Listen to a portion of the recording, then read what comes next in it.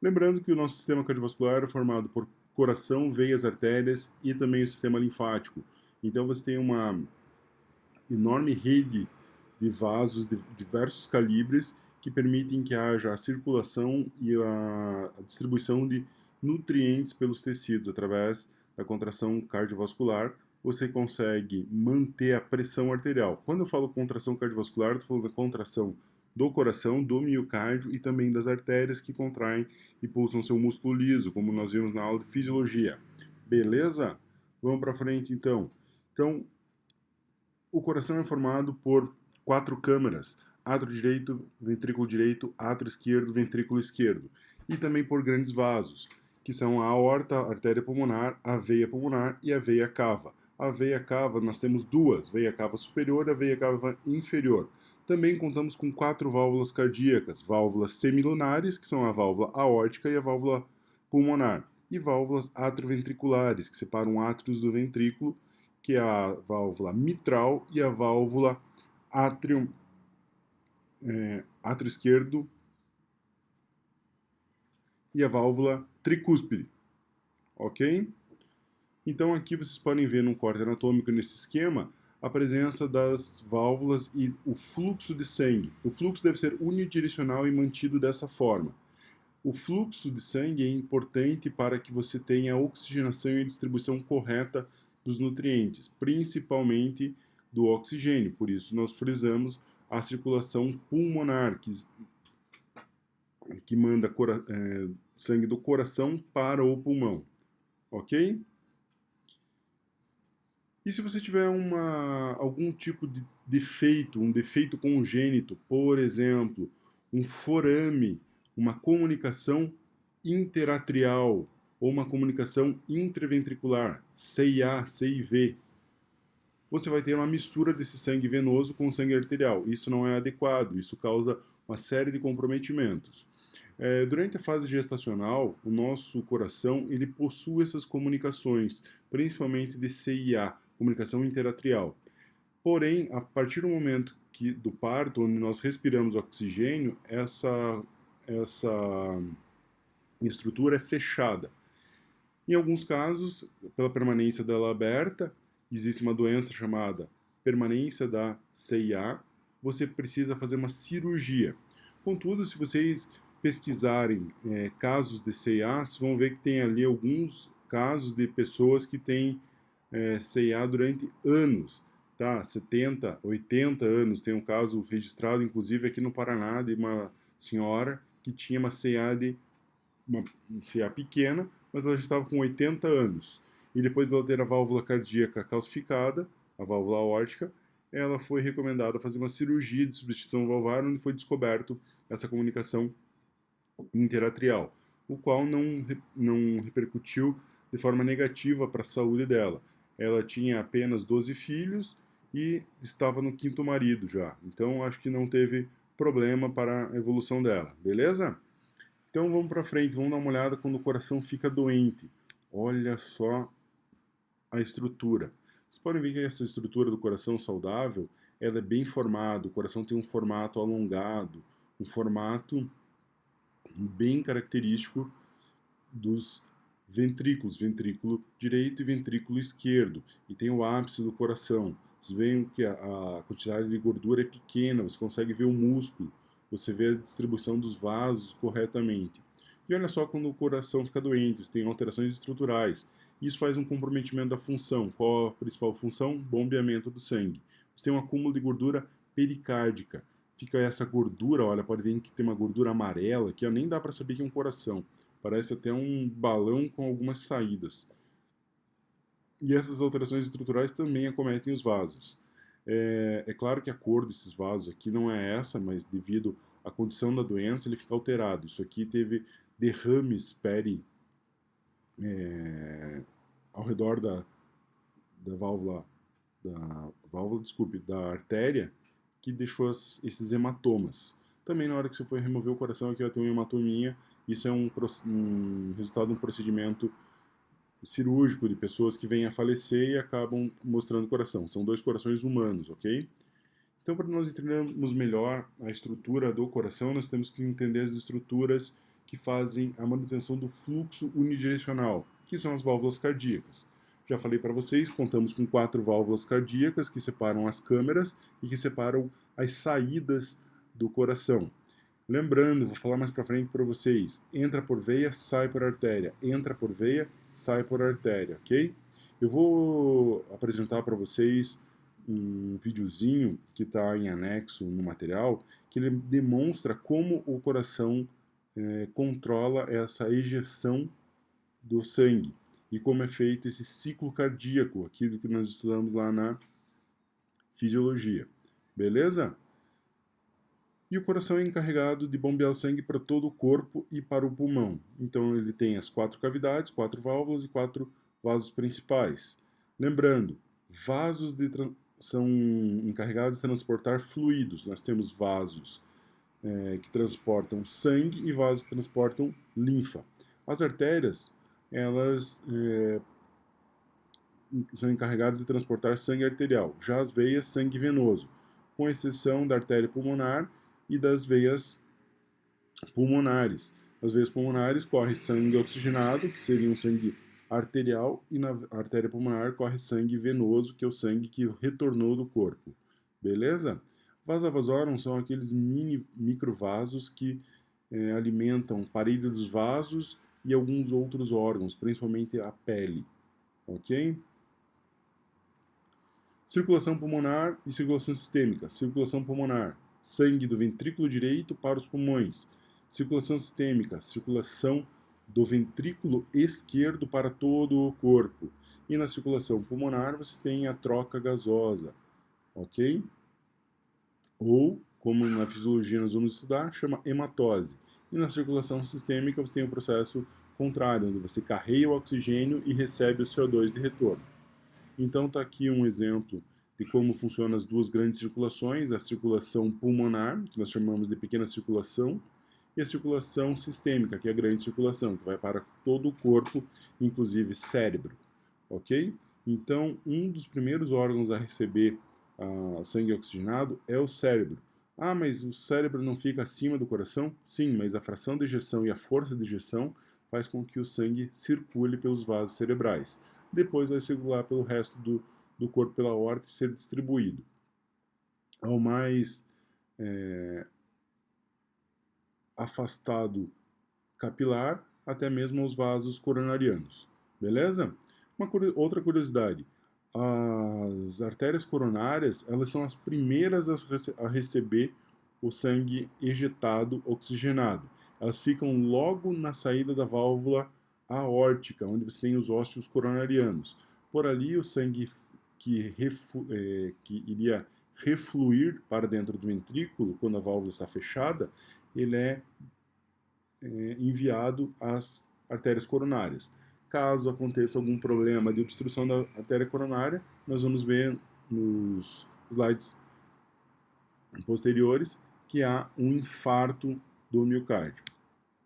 Beleza? Os distúrbios que nós vamos abordar nessa aula: sopro do coração, valvopatias, infarto agudo do miocárdio e as maneiras de você conter esse infarto agudo e a maneira de monitorar ele, que é a revascularização e o cateterismo. Inclusive, eu vou propor para vocês nós trabalharmos com um tema de elaboração de material científico para cuidados com revascularização e cateterismo. Beleza? Arteriosclerose e aterosclerose. Aqui eu deixei de propósito igual para ver se vocês percebem se existia diferença ou não. Mas é aterosclerose. Já vou até modificar aterosclerose. O que é aterosclerose? Aterosclerose é a formação de placas ateroscleróticas e a arteriosclerose é a rigidez, já vamos ver. Arritmia e hipertensão, são essas as doenças que nós vamos abordar. Beleza? Falando um pouquinho de válvulas cardíacas e doenças valvares. A válvula cardíaca ela pode ficar comprometida em sua estrutura devido a diversos fatores, principalmente fatores relacionados à degeneração dos folhetos ou cúspides valvares. Isso pode acometer tanto as válvulas semilunares quanto as válvulas atrioventriculares. As válvulas que são mais atingidas são a válvula aórtica e a válvula mitral, pelo trabalho mais pelo trabalho maior devido à condição pressórica do lado esquerdo ser maior, ok? Mas você pode ter lá a calcificação e a válvula pode ficar comprometida não tendo a abertura, onde você tem uma redução do tamanho da válvula, uma redução da abertura, principalmente pela rigidez dos folhetos, por calcificação. Isso acontece conforme a idade ou doença reumática. Outro problema que pode acometer as válvulas cardíacas, principalmente as válvulas semilunares, acontece principalmente na válvula pulmonar, é a estenose. O que é estenose? É a pouca abertura da válvula. Então, quando o coração faz a sua sístole, ele não consegue ter uma fração de ejeção adequada, porque a abertura valvar fica comprometida, ok? Vamos lá. Os tipos de valvopatias eu posso separar em 3 categorias. Essas categorias são a congênita, onde você tem uma má formação estrutural de origem genética ou de má formação fetal, onde você tem algum problema durante o desenvolvimento fetal. Um exemplo disso é a formação das válvulas bicúspides, a valvopatia reumática, quando você tem autoanticorpos degenerando essa estrutura, você tem uma valvopatia de febre reumatoide, e as doenças degenerativas ou infecciosas, como as calcificações e endocardites. Beleza? Vamos agora falar um pouquinho de arritmia. Trouxe para vocês aqui a foto de um eletrocardiograma com as ondas bem definidas lá, ó. PQRST. PQRST. Lembrando, o que é o P? Lembrando o que é o Q? O que é o R? O que é o S? P, despolarização do átrio direito. QRS, despolarização dos ventrículos. T, respolarização dos ventrículos. E do átrio esquerdo, muitas vezes está aqui junto do P e fica imperceptível, ok? E essa onda U? Essa onda U não vou contar para vocês, vocês vão ter que pesquisar lá no livro de fisiologia, que essa onda U ela é muito importante em alguns casos que o paciente tem um estímulo diferente no coração, que eu vou falar para vocês lá na aula de fisiologia, beleza? Então, o que acontece numa arritmia? A arritmia, você tem uma alteração do impulso elétrico ou do potencial de ação que se espalha através do miocárdio, fazendo com que o coração bata de forma inadequada, tenha as contrações de forma arrítmicas, que não seguem aquele padrão de átrio direito, ventrículo direito, átrio esquerdo, ventrículo esquerdo, átrio direito, ventrículo direito, átrio esquerdo, ventrículo esquerdo. Você pode ter alterações, principalmente de tempo, onde vocês vão ver lá as batidas que ficam irregulares. Também incluí um videozinho anexo para vocês que mostra um eletrocardiograma de uma pessoa que tem arritmia. A arritmia é uma doença que algumas pessoas têm um verdadeiro pavor por você ter poucos sinais e sintomas e ser responsável por um grande número de casos de morte súbita. Então o pessoal vai lá para o bailão, começa a dançar lá, já tem sua idade, já tem lá seus 60, 70 anos, e de repente, numa emoção mais forte no bailão, acaba parando o coração. Por que acontece isso? Muitas vezes é por um problema eletrofisiológico do coração e é responsável por uma arritmia. Poucas pessoas fazem um acompanhamento adequado da saúde cardiovascular e descobrem que tem arritmia na terceira idade. Há uns anos atrás, não sei precisar exatamente em qual ano, mas foi já nos anos 2000, a Prefeitura de Curitiba resolveu fazer um acompanhamento das crianças fazendo o teste do coraçãozinho. Então, hoje é obrigatório cada criança que nasce nas maternidades e hospitais de Curitiba serem avaliadas por um cardiologista para saber se tem arritmia neonatal. É um dos pontos que eu vou colocar para vocês para discutir lá nos artigos, ok? Você pode ter lá as malformações, uma das malformações é a arritmia neonatal. Sintomas. Quais são os sintomas? Sintomas é aquilo que a pessoa sente, então muitas vezes ela descreve de forma um pouquinho diferente. Você tem palpitações. Palpitações é como você sentisse o coração bater. E você tem as batedeiras. Então o coração fica batendo e você sente que o coração está batendo no teu peito. À primeira vista parece um pouco estranho, você acha que a pessoa está passando por alguma questão de emoção, ou ela está com desequilíbrio humoral ali, que ela está com os nervos à flor da pele, vamos dizer assim, você pode ter uma deficiência do ritmo cardíaco.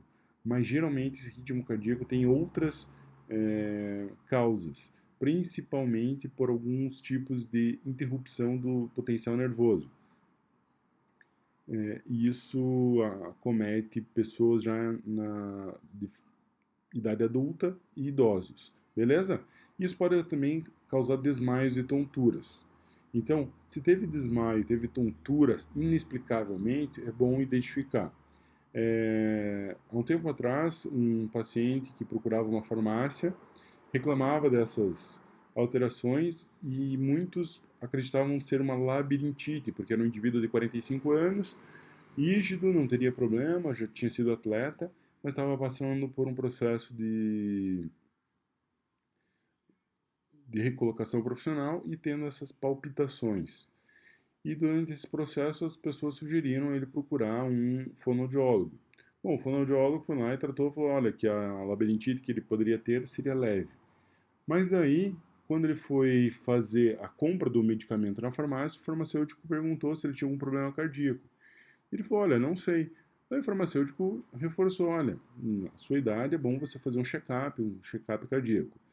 E devido a esse check-up, ele descobriu que ele tinha uma arritmia cardíaca já severa, já bastante instalada, e que necessariamente ele precisaria fazer um acompanhamento e até mesmo um procedimento cirúrgico para reduzir os efeitos negativos da arritmia, ok? Então fica a dica aí para vocês acompanharem esses pacientes por esses sintomas. E também quando vão dispensar medicamentos, perguntar se o paciente está fazendo acompanhamento correto da saúde cardiovascular.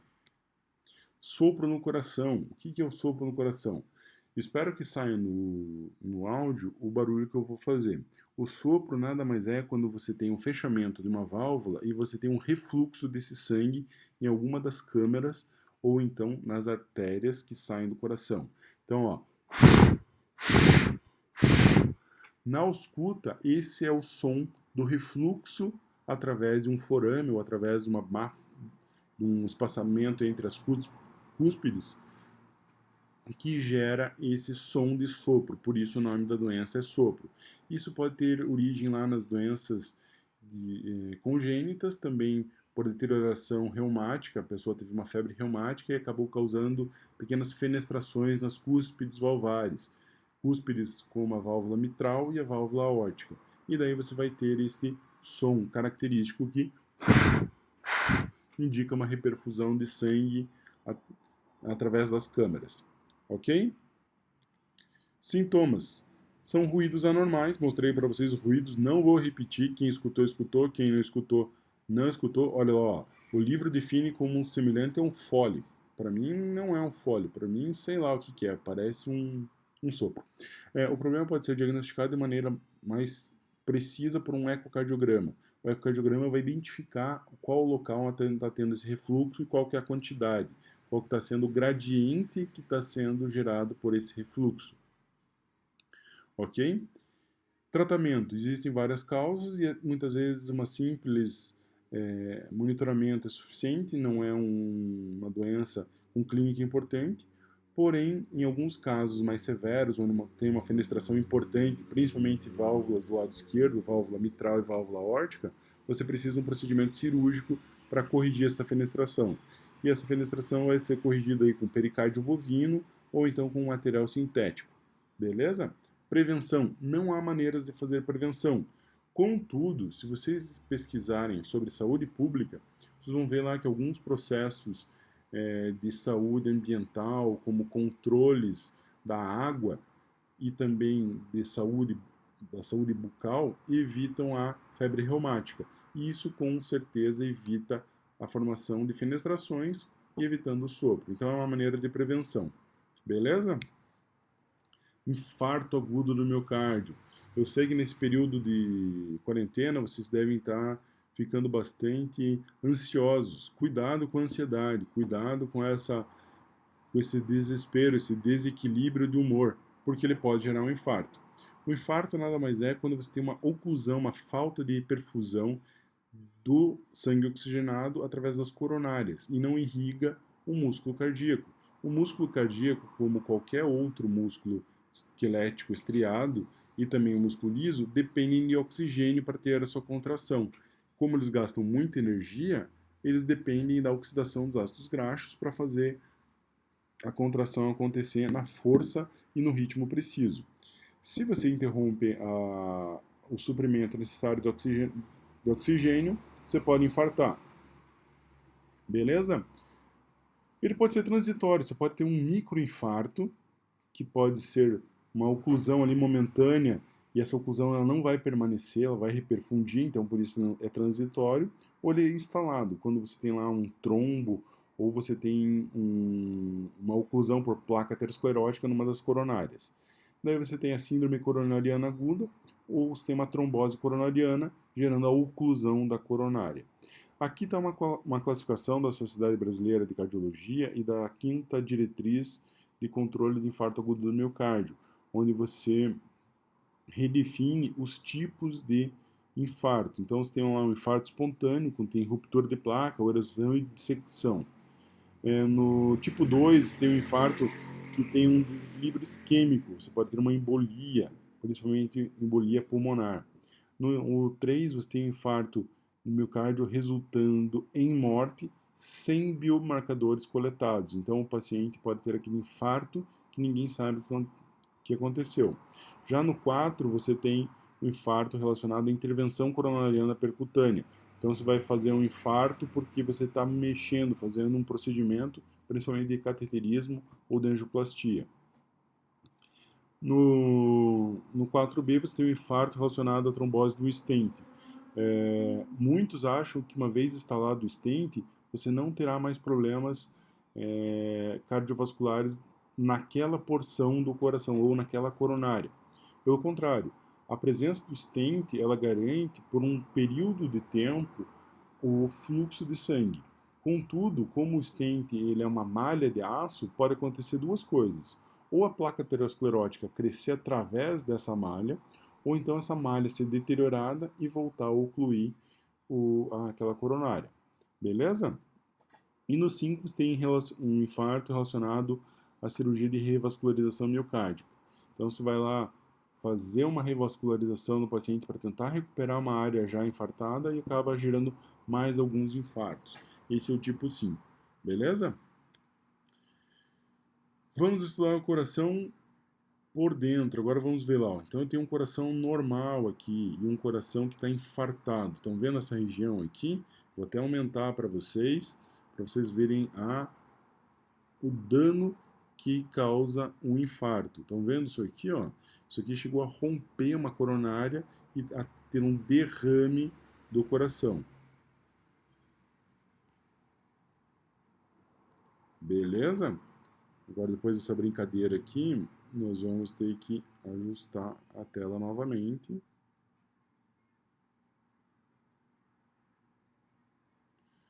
Enquanto isso, nós vamos vendo ali a contração do espasmo. Você tem uma dificuldade de perfusão, tá vendo? Pode ter um espasmo, a artéria coronária pode sofrer esse espasmo e gerar essa oclusão. E daí você tem lá um infarto lá com múltiplas e pequenas rupturas.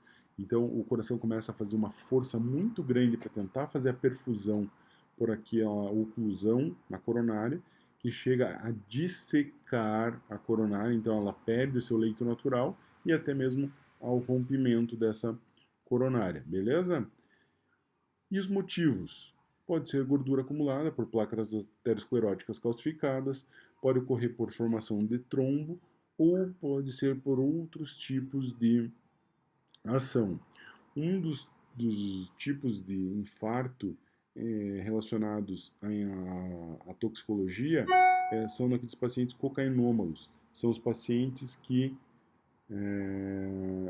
usam cocaína e depois têm uma doença cardiovascular, por isso são pacientes, e acabam tendo esses espasmos das artérias coronárias e infartando. Beleza?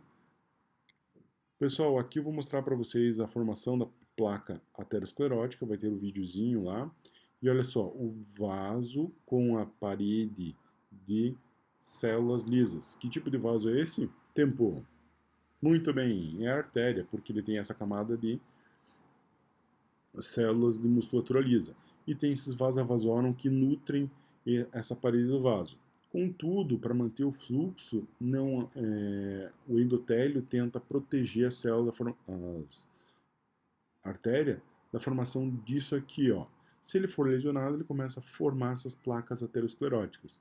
E a placa aterosclerótica, ela pode crescer, crescer, crescer e até mesmo ocluir a coronária.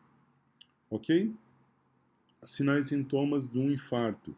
Dor muito forte no peito, que é angina pectoris, e pode ter uma irradiação do braço esquerdo e também na região do estômago. Muitos pacientes também fazem febre e alguns pacientes são um pouco assintomáticos, mas eles têm um desconforto muito grande, uma agitação, inquietação. E quando vai ver, eles estão fazendo pequenos infartos, ok? Prevenção: evitar estresse, tabagismo, não é só o cigarro, tá? Então qualquer tipo de tabagismo, seja o narguile ou seja uma erva que cura e acalma, também pode gerar placas ateroscleróticas e gerar um infarto do miocárdio. O tratamento: você tem que ter um atendimento imediato e essa oclusão da artéria ela deve ser monitorada. Então, tem alguns procedimentos que é o uso de fibrinolíticos, para caso seja um infarto por trombose, já fazer a remoção desse coágulo, desse trombo lá da artéria, e depois você vai fazer um acompanhamento. Caso seja necessário, já vai para a cirurgia, e na cirurgia o cirurgião vai decidir se pode ser feito percutâneo, por angioplastia, ou se tem que ser feito com o peito aberto. Isso depende da extensão e do tipo de artéria que está oclusa no momento. Algumas artérias elas vão se ocluindo aos poucos e vão dando pequenos sinais e sintomas nos pacientes, como cansaço, dificuldade de concentração, irritabilidade. O paciente tem até mesmo falta de ar, e isso, quando ele vai fazer um check-up, descobre que ele tem uma área já quase ocluída, uma coronária quase ocluída por placas ateroscleróticas. Daí o cirurgião pode ver qual que é a artéria e qual é o risco que leva a se ocluir e decidir pelo procedimento. Beleza? Então é lá o processo de formação da placa aterosclerótica, que você tem lá o dano da parede das artérias, então a remoção das células endoteliais e a formação da placa aterosclerótica por oxidação, principalmente do colesterol LDL. Por que principalmente? Alguns estudos estão mostrando que alguns tipos de outros colesteróis, VLDL ou até mesmo quilomicrons, eles podem se aderir aqui e acelerar esse processo, beleza? Você também pode fazer uma capa fibrótica, você faz uma inflamação crônica nesse local e vai piorar a situação, porque a inflamação crônica tende a crescer e fazer com que a porção da artéria coronária perca sua função e pode gerar até uma obstrução. Beleza? E como que eu faço para revascularizar o miocárdio? Eu tenho algumas opções. A revascularização do miocárdio, ou a famosa ponte de safena, você pode fazer o que nós chamamos no inglês de bypass. Você faz um atalho da obstrução. Então, lá, o ponto da obstrução, você pega um vaso sanguíneo, e daí a veia safena era muito utilizada porque ela tinha poucas ramificações, mas hoje você tem a artéria mamária, que é muito melhor para fazer isso. A artéria mamária ela irriga os tecidos mamários ali da região do peito, tanto em homens quanto em mulheres, que pode ser recanalizada até depois da obstrução. Beleza? Nesse caso aqui, ó, essa obstrução que ele está mostrando é uma obstrução bem importante. E essa obstrução ela pode causar a morte imediata, então um infarto fulminante. Nesses casos, o cirurgião opta por uma cirurgia de peito aberto para evitar que tenha problema. Daí o que ele vai fazer? Vai colocar esse instrumento aqui, o coração vai continuar batendo, e esse instrumento vai estabilizar essa área, e aqui o cirurgião vai poder fazer uma reconexão, reperfusão, através de uma outra artéria. Essa artéria que vocês estão vendo aqui é a artéria mamária, ok? Então era só para matar uma curiosidade. E no caso da angioplastia e cateterismo, o que é feito? É feita a introdução de um catéter através de uma artéria de grosso calibre, e a artéria da eleição é a artéria femoral, encaminhado esse catéter até o coração e lá é investigado qual porção está ocluída. Isso é feito com um exame de imagem, que é angiografia, para saber em qual ponto está a oclusão e como que vai ser feito isso. Você tem duas formas de resolver o problema. Caso seja um trombo formado com uma placa aterosclerótica pequena, você pode fazer a remoção através de um saca-trombo. Então você vai lá e tenta limpar aquela porção da artéria coronária. Ou então você vai instalar o famoso stent. O stent é uma redinha metálica onde ele é aberto e força com que a coronária fique aberta, permitindo a passagem do sangue. Aqui eu trouxe uma descrição de como é feito o cateterismo. Isso aqui é só uma questão de curiosidade para vocês conhecerem, saberem, mas não é um conhecimento extremamente necessário. Então ali fala, olha, como que você faz o stent, você infla o stent, você tem que esmagar a parte da obstrução, o fio guia da angioplastia deve esvaziar e deve ser monitorado, e não é recomendado para pacientes com mais de 80 anos e pacientes que têm alguns tipos de doenças hemorrágicas, principalmente os hemofílicos. Quem fez cirurgia nos últimos 6 meses, então você tem uma mulher que infartou por um trombo e ela fez uma cirurgia plástica, você vai evitar. Ou se ela passou por um processo de parto, que tem até alguns artigos que mostram quais são as formas de você tratar de mulheres parturientes, que recém passaram pelo parto. Em casos do infarto, o que se deve fazer? E quem sofreu derrame cerebral? Quem sofreu derrame sempre tem aquele risco de, na hora de você fazer o cateterismo, você disparar a cascata de coagulação e gerar mais um trombo que vai ocluir uma outra artéria. Então, a arteriosclerose já expliquei para vocês, já está lá bem definido, vocês vão estudar, vão olhar a arteriosclerose, lá o efeito do HDL, do LDL, beleza? E a arteriosclerose? O que é a arteriosclerose? É o processo de espessamento. Nós já comentamos as doenças dos vasos cardíacos, por isso eu vou passar meio batido por essas duas doenças. O que ela faz? Ela deixa esbranquiçada, deixa fibrosada porções das artérias. Porções fibrosadas não têm a mesma elasticidade e não mantém aquela condução da contração do músculo liso. Isso faz com que o fluxo de sangue fique mais rápido. Consequentemente, você tem uma hipertensão devido à aterosclerose. E daí nós vamos falar um pouquinho de hipertensão. O que é uma característica de hipertensão? Hipertensão é quando você tem uma quantidade de pressão arterial em repouso fora daqueles padrões de 120 por 80 milímetros mercúrio. Quem falar em sala de aula ou em WhatsApp ou em qualquer outro canal de comunicação que a pressão está 12 por 8, eu vou descontar nota. E também vou excluir do WhatsApp, beleza? A partir de agora, vocês vão falar que a pressão é 120 milímetros de mercúrio por 80 milímetros de mercúrio. 120 por 80. Por que essa necessidade disso? Primeiro que é uma comunicação profissional e bem estabelecida, seguindo as diretrizes brasileiras de controle da hipertensão. E outro é porque muitas vezes 5 milímetros de mercúrio pode evidenciar uma hipertensão. Por exemplo, se o paciente está com 136 milímetros de mercúrio por 90 milímetros de mercúrio após 30 minutos de repouso, então essa pressão arterial dele é em repouso, esse paciente já é indicativo de ele ter uma hipertensão. Beleza? Quando nós falarmos de doenças crônicas, eu vou voltar nessa questão de hipertensão. Aqui eu vou ver as questões cardiovasculares ligadas à hipertensão, principalmente a aterosclerose. Mas também lá, vamos ver o conceito moderno. Defende que é uma doença de origem multifatorial que tem questões incontroláveis como hereditariedade, raça, sexo e idade. E as causas podem ser recíprocas, onde você tem lá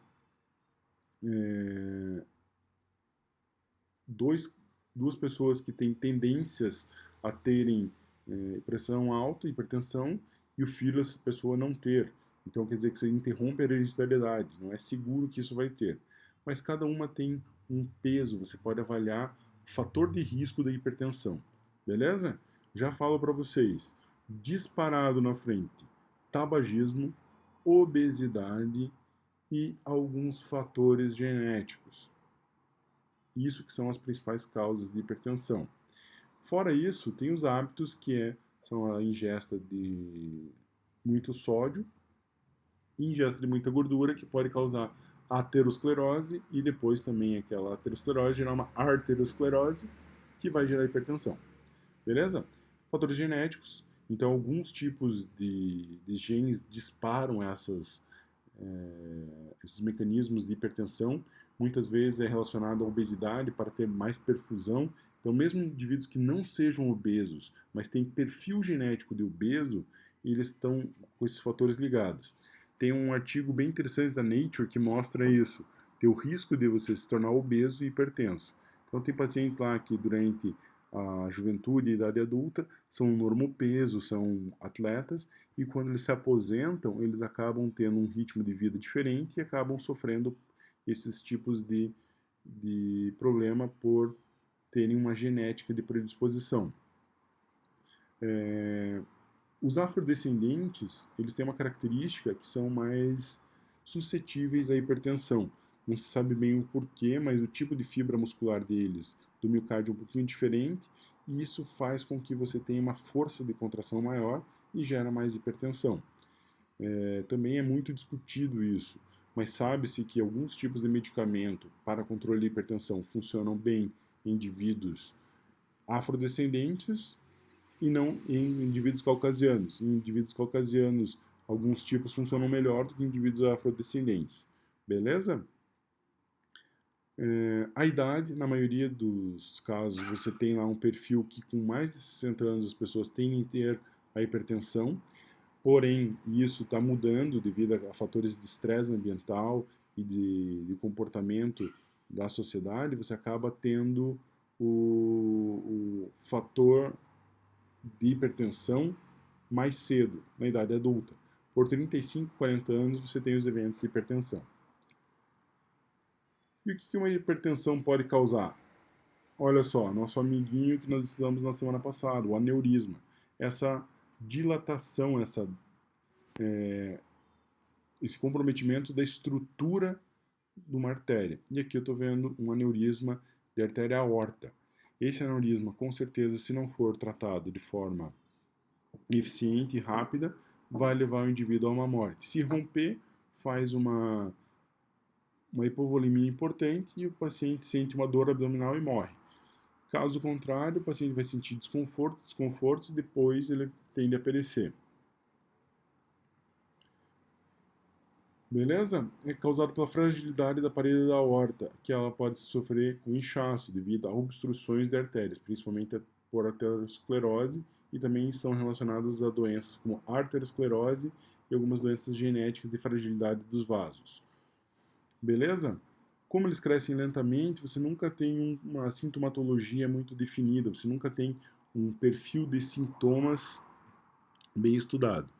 Mas você tem lá palpitação na parte inferior do estômago, você tem uma dor nas costas, você tem o que as pessoas dizem que o coração está pulsando na barriga, beleza?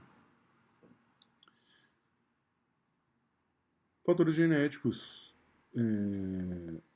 que podem causar essa hipertensão e podem gerar esses danos, principalmente alta concentração de cálcio nas membranas, aumenta a concentração de sódio, já vimos a relação de sódio e de cálcio lá na contração do miocárdio e também na contração do músculo liso das artérias, então é bom estar ciente disso.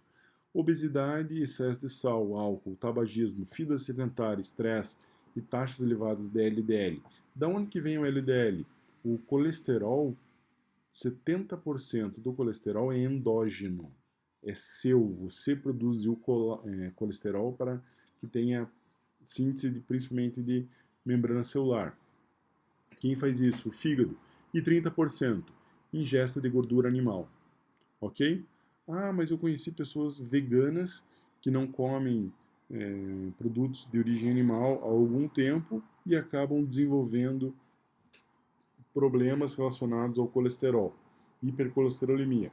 Isso é uma questão genética, isso é uma questão da função hepática, nós vamos tratar lá da hipercolesterolemia na aula 12, onde nós vamos observar o que gera um aumento importante do colesterol. O uso de alguns tipos de anticoncepcionais orais, isso aqui eu vou pedir para vocês terem uma paciência, que quando nós falarmos de sistema reprodutor, nós vamos abordar essas questões, e quando eu falar de hormonais, eu vou aprofundar bastante a questão do efeito do anticoncepcional no risco de hipertensão. E o uso abusivo de descongestionantes nasais. Já é uma prática clínica evitar a prescrição de alguns descongestionantes, mas nos anos 80 e 90 era muito comum as pessoas usarem descongestionantes nasais de forma contínua para manter as vias aéreas superiores abertas. E isso causava um problema. Por quê? A maioria desses descongestionantes é embasado em adrenalina. Beleza? Prevenção, dieta, prática de exercícios físicos, fazer um acompanhamento da pressão arterial, então os check-ups, e tentar evitar o tabagismo, o uso excessivo de álcool e também uma questão de bem-estar. Vou levantar a bola aqui já nessa aula e falar para vocês do que é um fator que está sendo abordado, inclusive pela Organização Mundial da Saúde, onde você não tem mais só aqueles 4 fatores biopsicossocial, você tem um fator de bem-estar. O que é bem-estar? O bem-estar é uma condição individual, onde o indivíduo vai buscar uma forma de equilibrar situações negativas que ele passa. Então, por exemplo, para algumas pessoas é uma tragédia você não poder mais sair de casa na quarentena. Isso dá uma ansiedade, as pessoas ficam sem esse bem-estar. Outras pessoas têm um ritmo de vida muito acentuado e acabam tendo necessidade de fazer lá meditações para tentar achar o bem-estar. Então é um tipo de prática que usa o bem-estar. Bem-estar é uma coisa individual, beleza? E os fatores de risco, para vocês terem noção do que é um fator de risco para doenças cardiovasculares. Pessoas acima de 50 anos, fumantes ou com histórico de fumo, não adianta nada. Deixei de fumar, não sou mais fumante. Não, você foi fumante e isso pode ter já impactado na sua saúde. Se você teve questões de artérias obstruídas, isso já foi notado. Se você tem históricos de pressão arterial e se você tem fatores genéticos. Aqui eu friso o principal fator genético é o fator da hipercolesterolemia e um outro fator é a predisposição à formação de trombos. Vimos lá na aula de trombose que você tem lá o fator genético. Beleza? E era isso, pessoal. Até a aula 10. Nos vemos mais pra frente. Espero que vocês tenham gostado. Aguardo as perguntas no Whats e também no Zoom. Um abraço. Tchau, tchau.